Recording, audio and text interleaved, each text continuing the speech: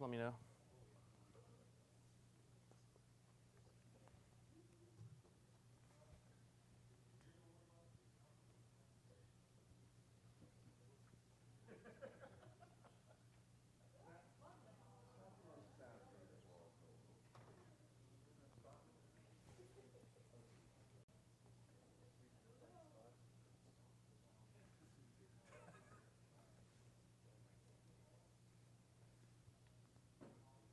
Good? Okay. All right, hello. My name is Andrew Sega. In the demo scene, I'm known as Necros, and I'm going to be talking to you today a little bit about tracking, which maybe some of you, I see some seniors and I see some non-seniors. Some of you may know, some of you may not. The demo scene basically involves three components. There's code, which is typically how programmers push the envelope. There's art, which is how artists push the envelope, and then there's music. And the demo scene has a very specific type of music, which we tend to call tracking. It was invented around 1987, and it sort of has become the de facto way you make music these days in the demo scene. Pretty much every single demo that exists on the PC specifically, and also on Amigas, uses tracked music. Even, believe it or not, things like 4K intros where you wouldn't think it'd be possible to actually fit music into something of that size. One of the big benefits of tracking also is that it's very self-contained. There's no reliance on sound generators, long MP3 files, WAV files, that sort of thing. And so it's a really unique form of music, and I'm just going to talk a little bit about sort of where it came from and what you can do with it today in a professional sense. But first, we'll do a little bit of history. In 1982, there was the Commodore 64, which was a brilliant piece of machinery, and it had one of the first sound chips called the SID, which allowed you to actually do more than PC speaker beeping or Tandy 1000 sort of primitive chirping. And as we went through the years, there was the Amiga, there was ad-lib synthesis, multi-channel PC sound cards, advanced formats, and then nowadays you can pretty much do whatever you want: stream MP3s, play multiple MP3s at once, compress to your heart's content. But to understand what tracking is and why you'd want to do things this way, I want to talk a little bit about sort of the history of the audio chip and what it can do. The Commodore 64 had this lovely device called the SID, and really, I forget the guy who invented it was from a prominent music company. I wish I could remember, actually. I just blanked. But it had 3 oscillators and 4 waveforms. It had things like ADSR, which is attack, decay, sustain. Basically, a note can sort of come on and fade out. It had an actual filter where you can sort of change the frequency of a sound. These are all things that were way ahead of the time for any sort of hardware. The songs had to, unfortunately, be programmed at a very low level because the Commodore 64 had no real high-level interface, like, say, a direct sound, and there was no support for samples. Your waveforms were all very simple. And to give you a taste of that, I'm going to play some Commodore 64 music. This first one is the sort of exhibits a very characteristic sound. This is the Pitfall 2 soundtrack.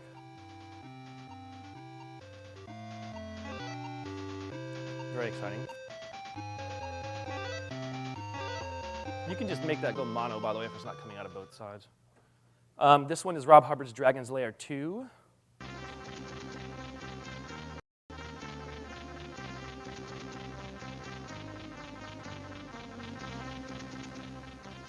And then a little bit of Rob Hubbard's Skate or Die, which is one of the first Commodore 64 tracks to attempt to try to play something that resembled a sample.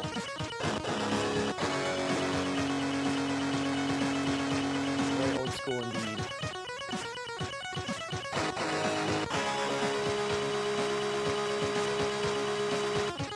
That guitar is ridiculously grainy because it was at a sample rate of like thousands of samples per second.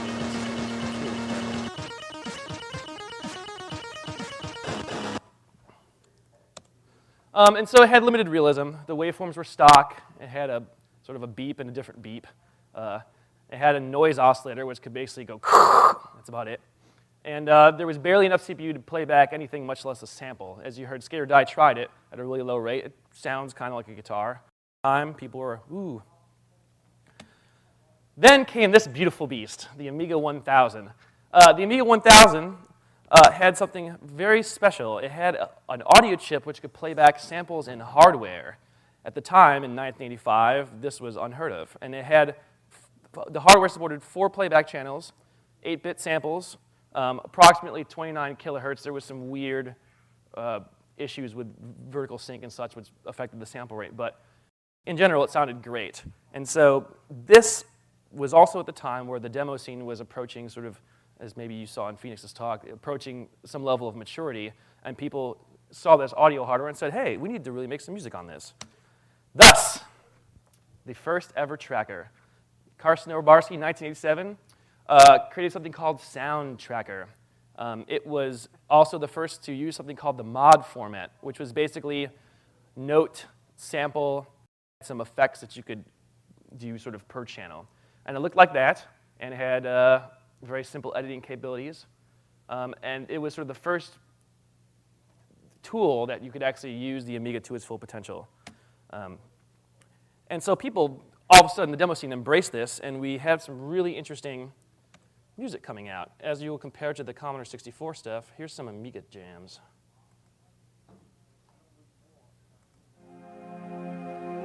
This would be Space Debris from 1991. I forget what demo this was in. Maybe someone can remind me. Trickster. Was it not? I could have sworn this was in some Amiga demo. Okay. So you can hear it sounds like kind of real instruments. Here's another example, Heat Beats Accordion People, featuring even more sort of a realistic sound. And for 1991, this was amazing. If you think what was on the PC around 91, there was basically ad-lib and beeping. And people who had Amigas could actually play stuff like this. Here's also another example, my favorite mod in the world, Dizzy's Banana Split.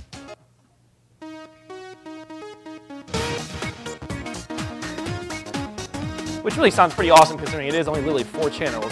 Only 4 things can play at any one time.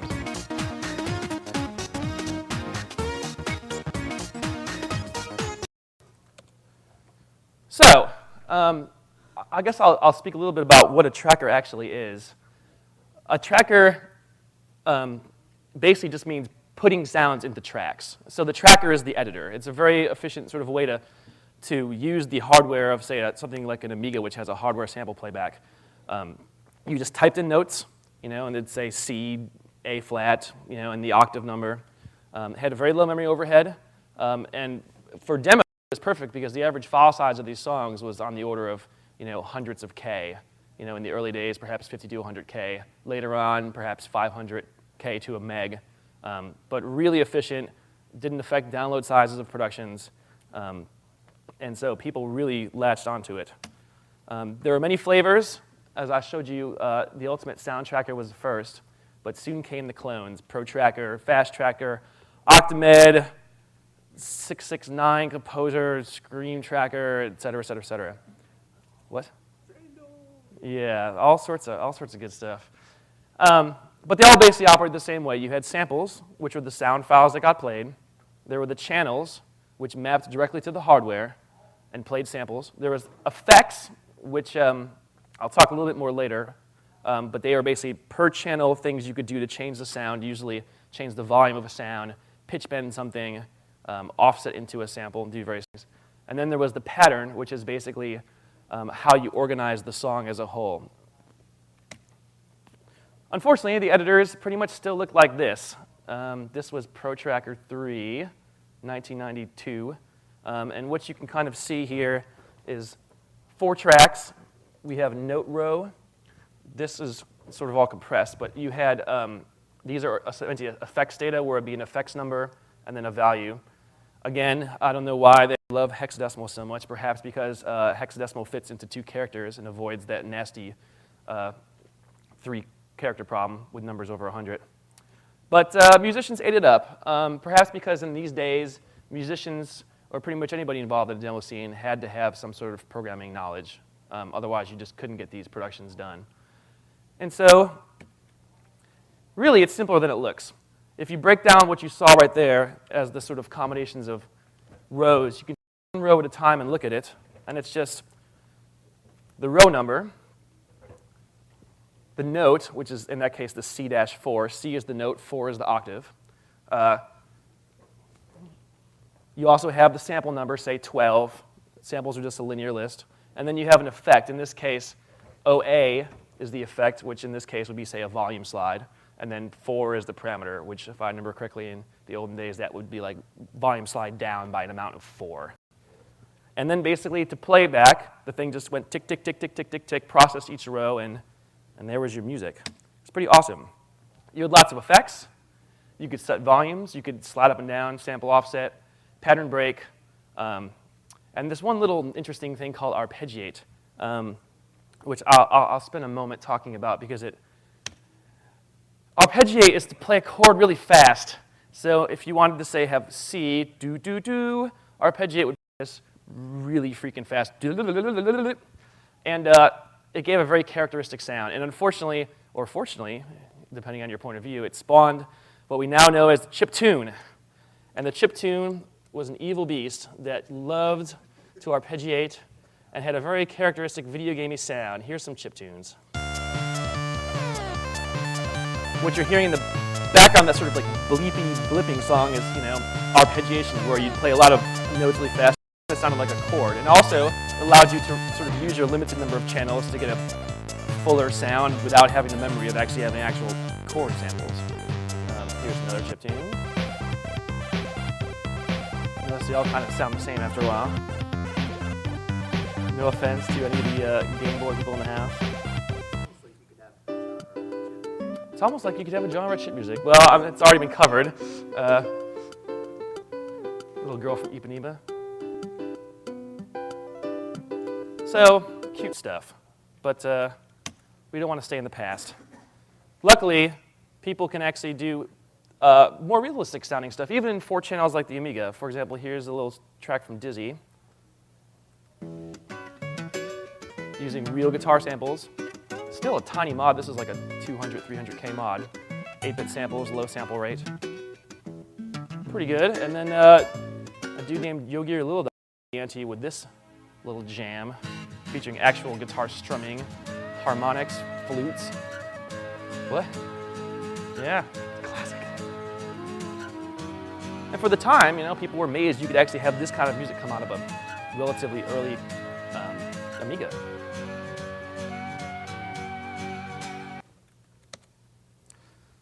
But then we had to evolve. And so came along the PC. Unfortunately, the PC didn't have that nifty sound chip that the Amiga had, and so it couldn't play back any samples in hardware, but it did have more CPU. This meant, theoretically, you were not constrained to any sort of channel limit, sample limit. It's whatever you could get the machine to do. At the time, the state of the art was the horrible, horrible ad-lib sound chip, which was based on every game in those days. FM synthesis, no samples. It was truly terrible. So people decided to go ahead and track it to the PC. And when they did that, they said, why limit yourself to 4 channels? Especially when this thing came out. This would be the glorious Gravis ultrasound. In 1992, some dude said, hey, how about let's take a PC card that plays sounds in hardware, and let's target it towards demo sceners and give away 5,000 copies of the card to demo scene parties and try to get this thing adopted. And it was pretty awesome. It could play up to 32 channels, 14 channels at full 44.1 CD sample rate. And it was instantly adopted into every single tracker of the time. Unfortunately, it never sold well because the gaming industry didn't want to adopt it. They were so tied to ad-lib, they were so tied to FM, they'd have to rewrite all their music, all their composers, all the playback routines, and basically very few games ever sort of latched on and the thing sort of died an ignominious death. I'm sure one day these cards will go on eBay for a lot of money. I think, Jim, you've got, what, like 10 of them or something? This also led to some better formats. We got Screen Tracker 3 from the famous Future Crew in 1993. This was a 16-channel tracker.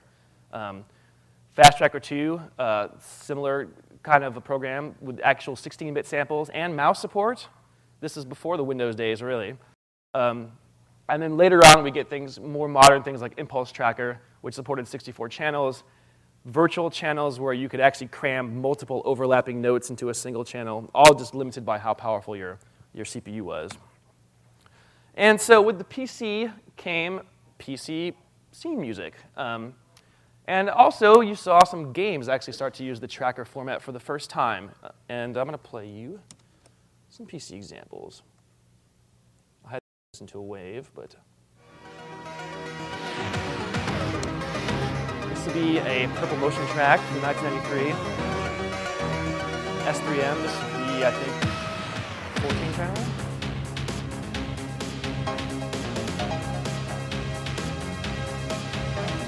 You sort of just notice the increased density of sounds, increased density of amounts of sample data.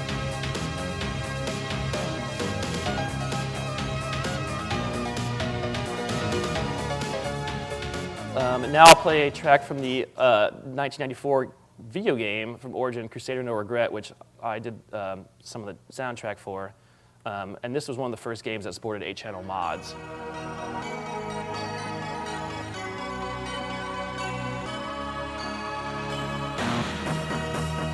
The producer at the time was a big metal fan, and he insisted that every song have deaf guitars in it. It made me very sad. But, you know, sound quality-wise, you know, it's much improved over the ad-lib of its day.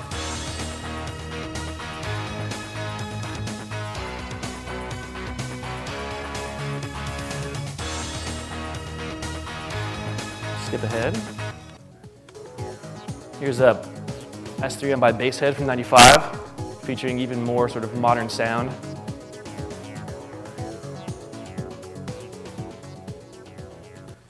And then I'll do another one of my tracks. This is actually a 21-channel IT.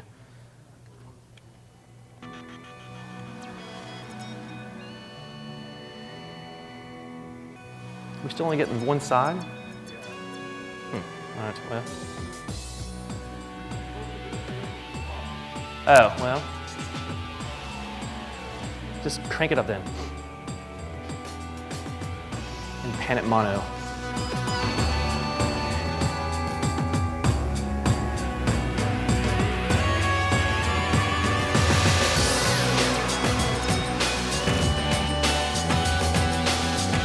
So as you can kind of hear, things started to get a whole lot more realistic really fast.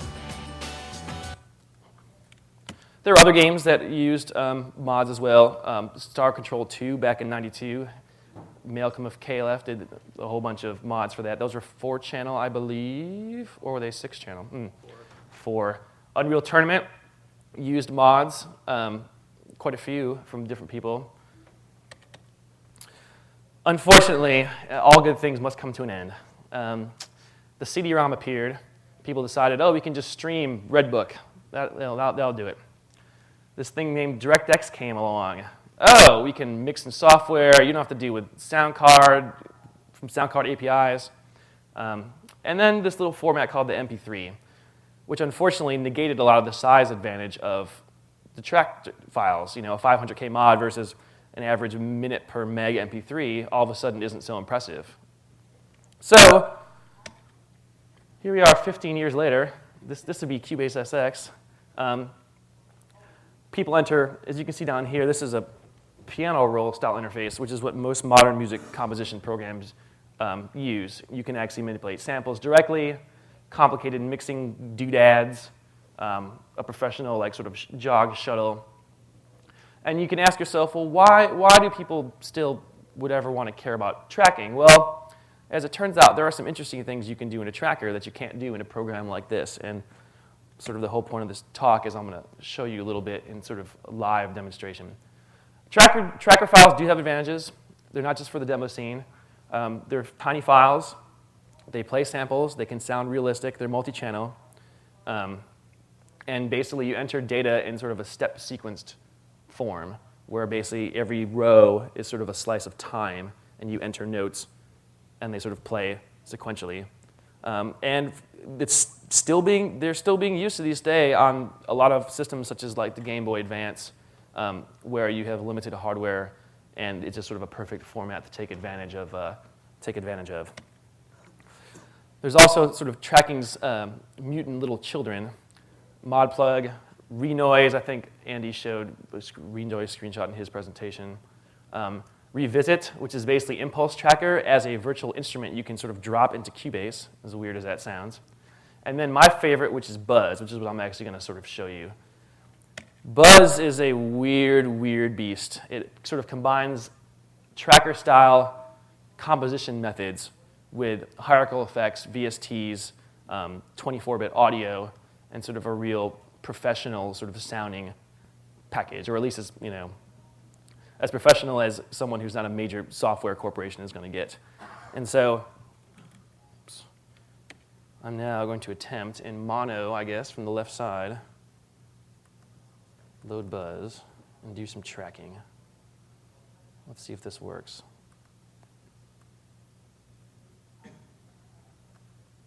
Not exceeding.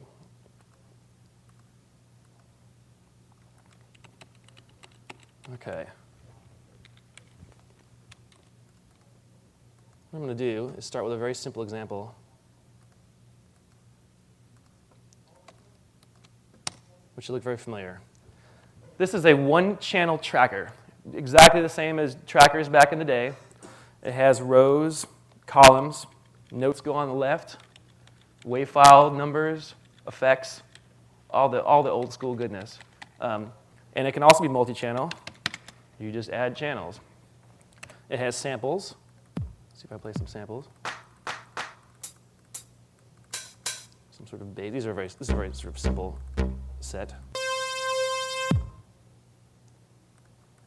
And so you just enter notes. So I'll say start with a kick drum.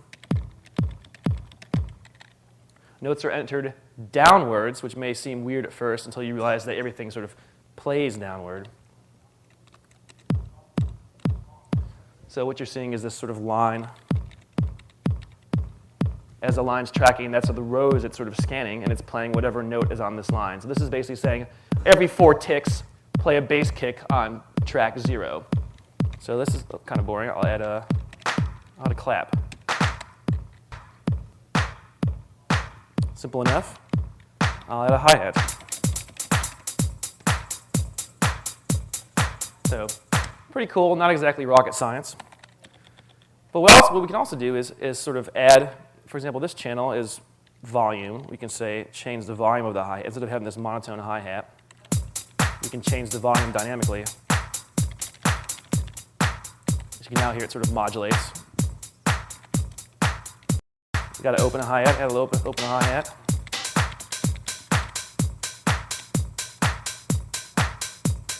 This is essentially how you would track back in the day. It's exactly like this if you're using Pro Tracker, Impulse Tracker, Scream Tracker, Octamed, or anything back in the day.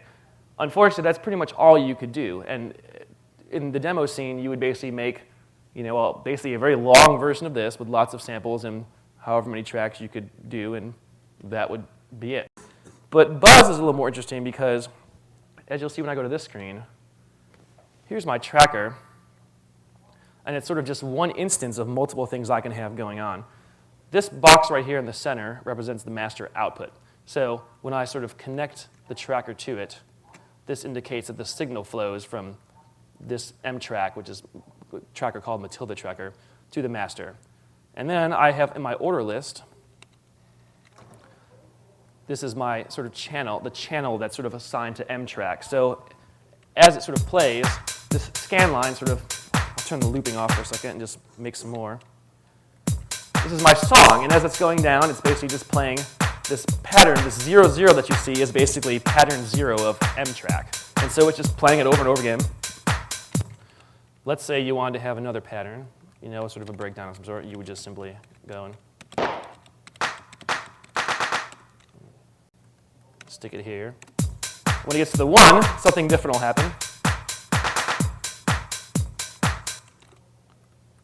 But here's the cool thing. You can go and make another tracker. Put it over here, connect it to the output. Here's my new tracker. Looks exactly the same. I can give it some channels. I can find a bass line. Put some basses.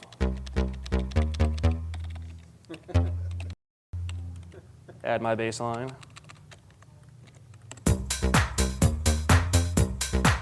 what you essentially have is two trackers playing at the same time with perfect MIDI synchronization. Tick accurate. You can mute one. You can say just delete the patterns if you want to have like a little breakdown. Bring the drums back, etc., etc. In the olden days, you'd have to actually put all the instruments for all the tracks go into one tracker, so you just channels and channels and channels of stuff. Another cool little thing you can do in Buzz is add effects. This pink box that I have here is an effect. Anything that's blue generates audio, and anything that's pink essentially processes audio. So what I have here is a simple sort of echo sort of delay unit. I'm going to go set some parameters, and I'm going to basically, this is my bass line. This is my drums. I'm going to go and stick the delay in the middle of the bass. What's that? Oh, because this is I'm using the wrong here. I'll do it the right way. I was using the mono delay instead of the stereo delay.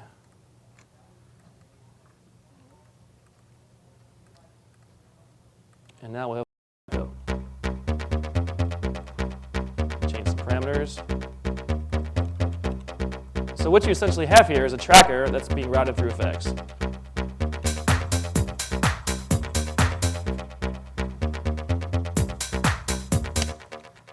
These effects right now that I'm using are all sort of built-in effects to Buzz. Buzz has a large library, large community which develops to the Buzz API and has millions and millions of effects that you can sort of just place. I mean, you can sort of see there's choruses, delays, mods, phasers, pitch shifters, all sorts of goodies. But if you don't like the Buzz stuff, you can use something more professional.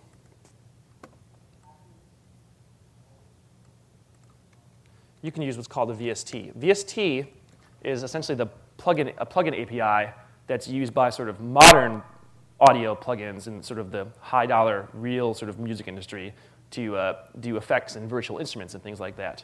So I can take a tracker, connect it to, say, something like this, which is like a 4-band filter bank.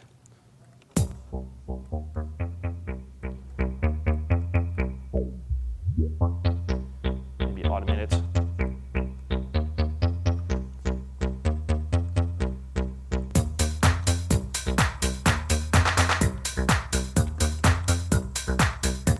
So as you can see, stuff starts to get kind of pro. Let me load something a little more sophisticated.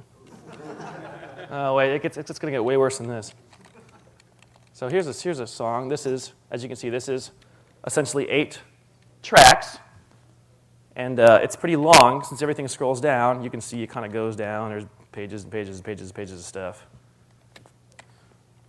But once everything's kind of rolling, each one of these blue things, again, is a tracker or some sort of sound generator. All these pink things are effects. You can get some pretty, sophisticated results.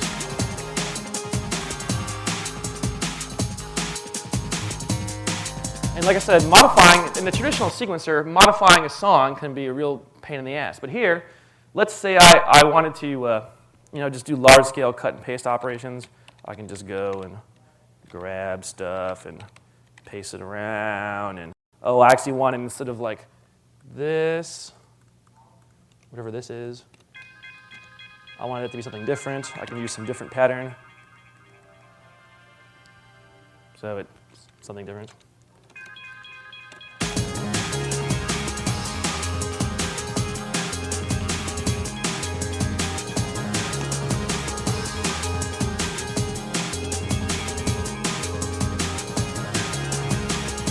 So the basic gist here is that you can start to create stuff that sounds pretty damn professional, and you can create it in an interface which is extremely fast. Another example. Ooh, what I wanted.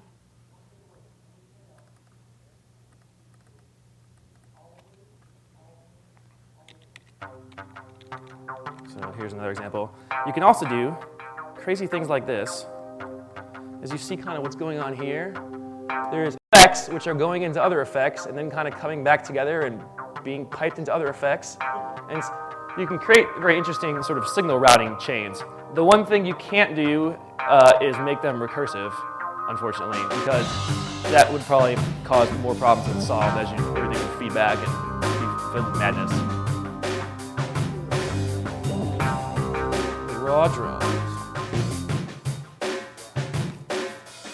They're just samples. Where are the drums running through? So they're running through, for example, here, this is a tube head. You get this side of the signal path.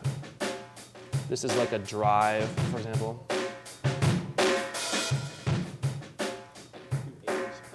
To age. This is sort of built-in buzz effects.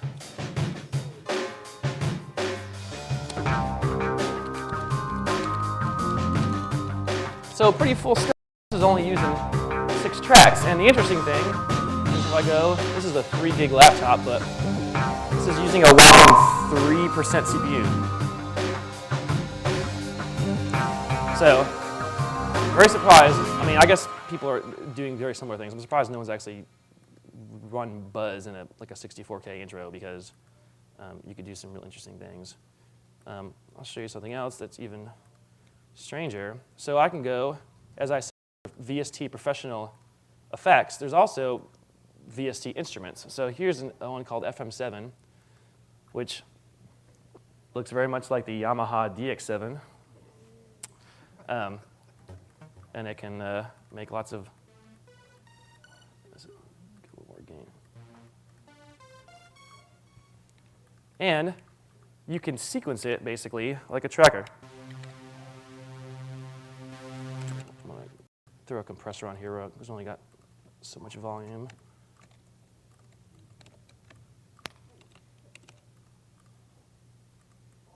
Okay.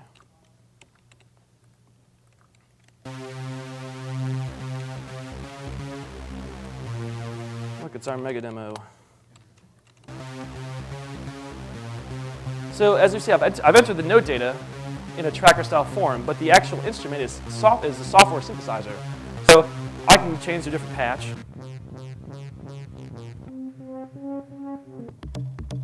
You know, what have you. And so the note data is basically internally being output as MIDI. So you get your tracker-style friendly interface, only in a modern, 21st century virtual instrument. Yeah. So what I'm going to do, I'm going to have to sit down for this one. I'm going to get serious. Well, so the main thing about, reload my old example. And so the main benefit of all this is what I consider just pure raw, unadulterated speed. The time it would take you to, in Cubase, go load a bunch of VSTs, load a piano roll, get a MIDI keyboard, start playing some notes, quantize the notes, say, oh, I messed up B, okay, and redo it, move things around. In a tracker, you could practically make an entire song. So let me just make some stuff real quick. I got some, go back to those simple samples.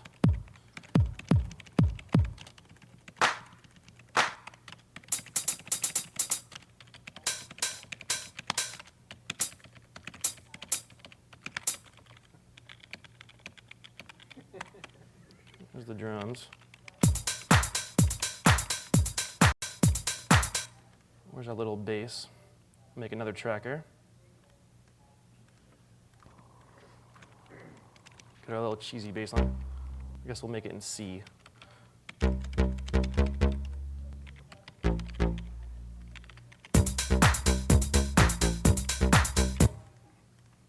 Now I'll go and pull up that VST I had up earlier. With my crappy rave lead sound. Oh, this is not going to be good. It's just going to be real cheesy.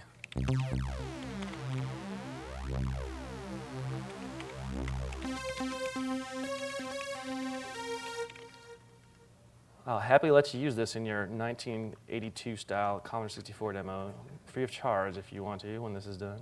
Just kidding. Okay. So I've now got the FM7. I've put a delay effect on it. I've now put in a little bit of a compressor, just get some volume.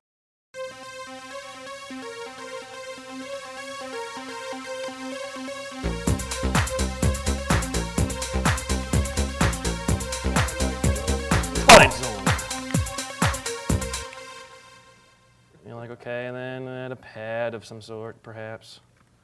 So let's say I want something dreamy. What do we got? Just kind of making this up.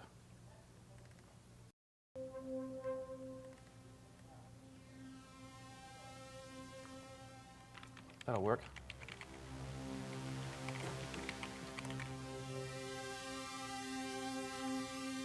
Oh yeah, nice and cheesy. So I go and cool thing about Buzz, patterns don't always have to be the same length. I've been predominantly using 16 length patterns, 64. What this means is when sort of these ones will play a 16. As you see, this is 0, 16, 32, 48. These are all 16 length patterns. So I have to keep typing 0 to replay the pattern over again. This one is 64, which is this entire space long, basically. So I can go and enter notes, for a while, and basically just saves me from having to like make individual things. I'll make some cheesy chords.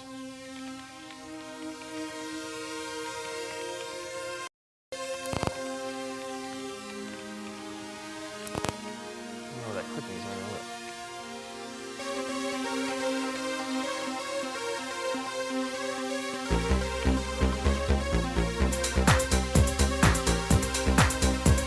So now you have some cheesy song, and now you want to make it into an actual sort of listenable thing. You just block copy. You're like, okay, we'll make the drums come in first. I'll label these for your presentation convenience.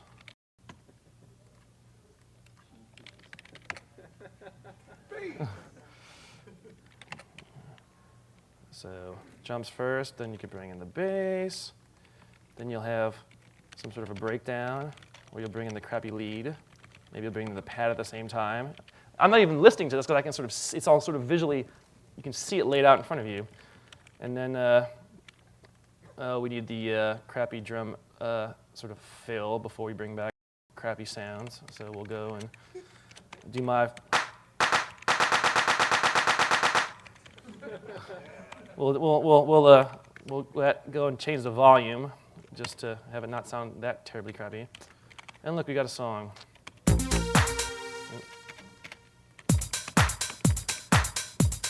You got some drums. You can sort of, this will be the part where it's like, now presenting at NOTACON 2007, a fantastic demo, greets and shit. And then there'd be like, here comes our crappy drum build-up.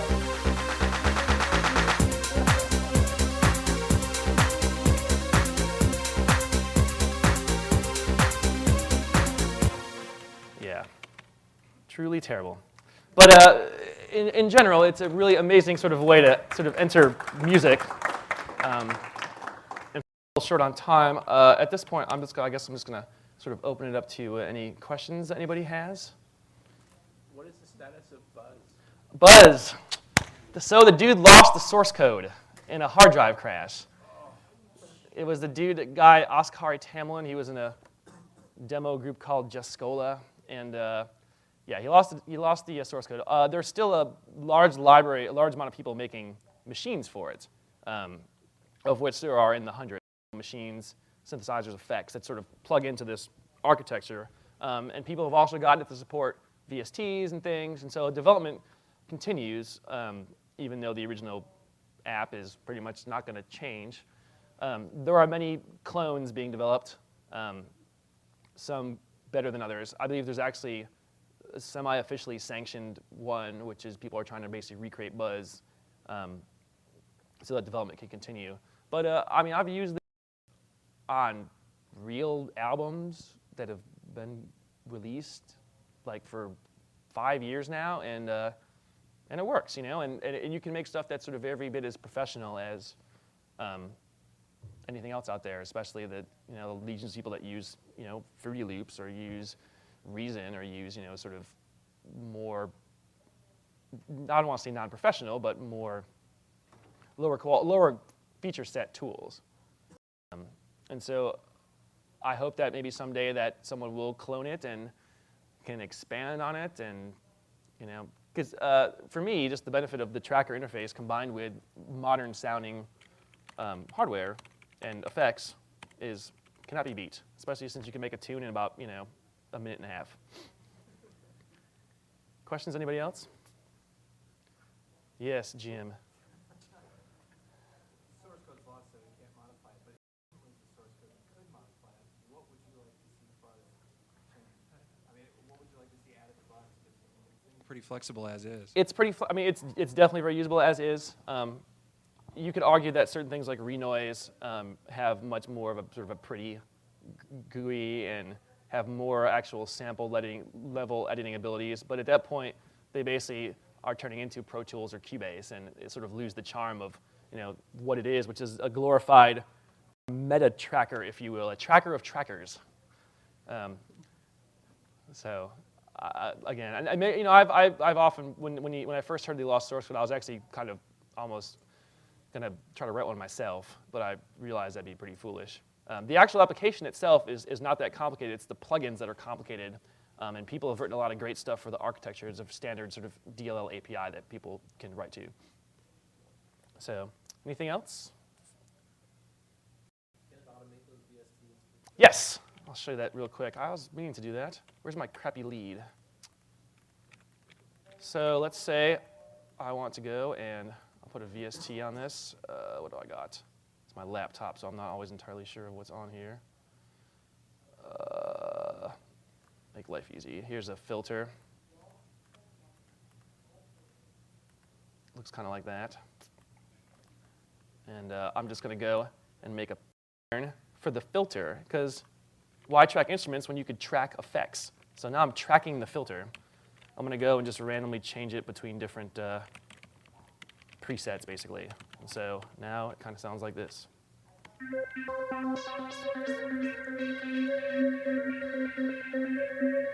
So hopefully it doesn't crash. I'm just changing presets sort of in a tracker, which is controlling the VST, which is an effect another tracker is going through. So in short, yes, any parameter of anything can be automated because you just basically make a tracker for it. Can the parameters change smooth enough on some values, or do you need to? Yes, the latest VST wrapper. The latest VST wrapper has you can specify how it interpolates in between ticks, so it's pretty smooth, yeah. And if you want more ticks, you just up the BPM and you get more ticks. So if there's nothing else, I guess that's it. Thank you guys for coming out, and that's tracking for you. Thank you.